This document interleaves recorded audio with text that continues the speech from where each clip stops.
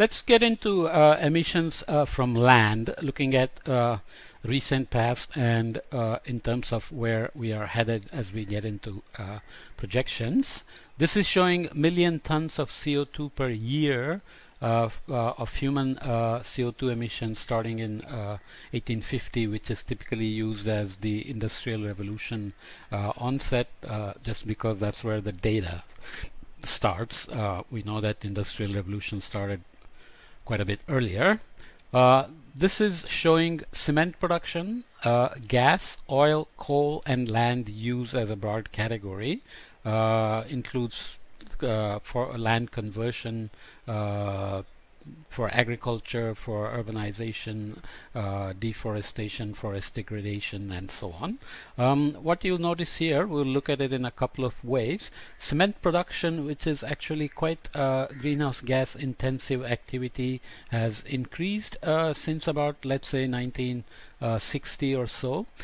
Gasoline production, oil production have increased since about the 1920s, and they continue to increase. You can see the amount of emissions in million tons has gone up, and coal has been there as the mainstay from the Industrial Revolution, and unfortunately it still doesn't show any sign of decreasing, even though coal for the longest time has been considered the worst offender when it comes to not just climate warming, but also in terms of health impacts, in terms of particulate matter emissions. Land use change also has increased, but as a fraction of total emission, it is decreased over time. So this is looking at annual human CO2 proportions. So you can see that in terms of proportions, coal has remained same or slightly decreased. Oil and gas have increased, and cement increases, whereas land use decreases, but it is still a contributor. And as we saw before, land is a net sink, but land use contribution is still positive. Looking at cumulative human CO2 emissions in billion tons from the same period. Obviously, they are all accumulating. This is critical because CO2 has a long residence time. It's well mixed, so even if we stop the emissions right away, the amount that we have already emitted cumulatively hangs around and causes continued warming. For example, 2020, because of COVID lockdowns, had a significant reduction in total CO2 emissions in China, in India, in the US, and globally. But 2020 turned out to be the warmest year, tying the record with 2016 in the instrumental record. So the reduction in CO2 didn't register immediately as reduction in global warming, even though there is a strong La Nina that started in the fall months in the Pacific, which typically takes up heat into the ocean. It dumps heat into the ocean. Despite all that, 2020 was the warmest year. There is a strong pattern, of course. Siberia had a massive warm anomaly and so on.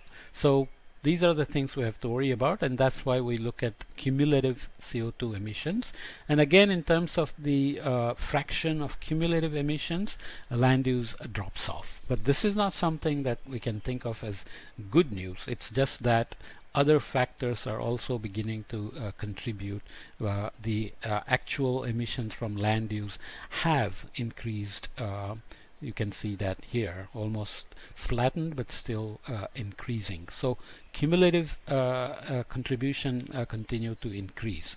Annual change in forest area is a big part of the human activity.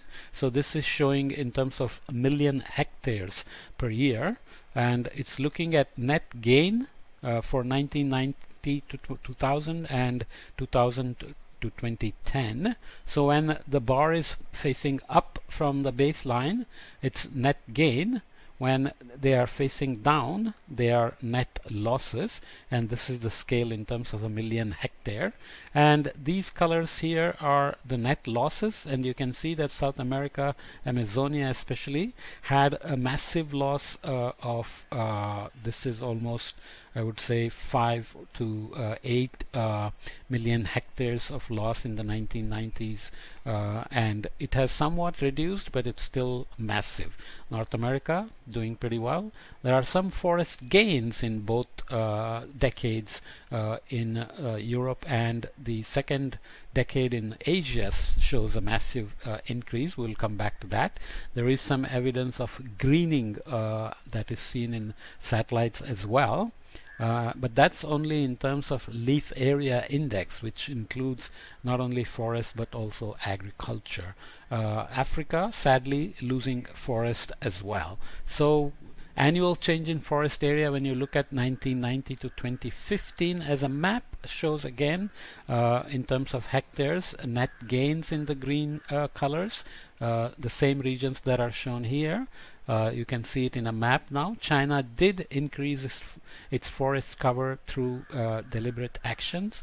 India's increase has come a lot with the agricultural leaf area index. These are the net loss areas, not good. North America, especially US, shows net gain in forest cover as well. So this does separate forest cover and leaf area index, but one has to still be careful in terms of what data was used to derive these. If it is just satellites, then often there is a trick involved in taking the radiance data and extracting vegetation index and separating out the forest versus other vegetation types, like especially agriculture, with ground validation. So ground validation then becomes very critical for estimating actual forest loss and forest gain.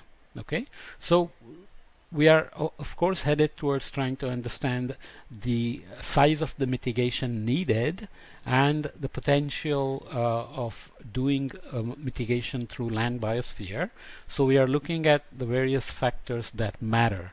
The land atmosphere interactions, land climate change interactions, land human interactions, and human land use like forest gain, forest loss, and we'll look at other factors like peatlands, wildfires, bioenergy, etc. as we go forward.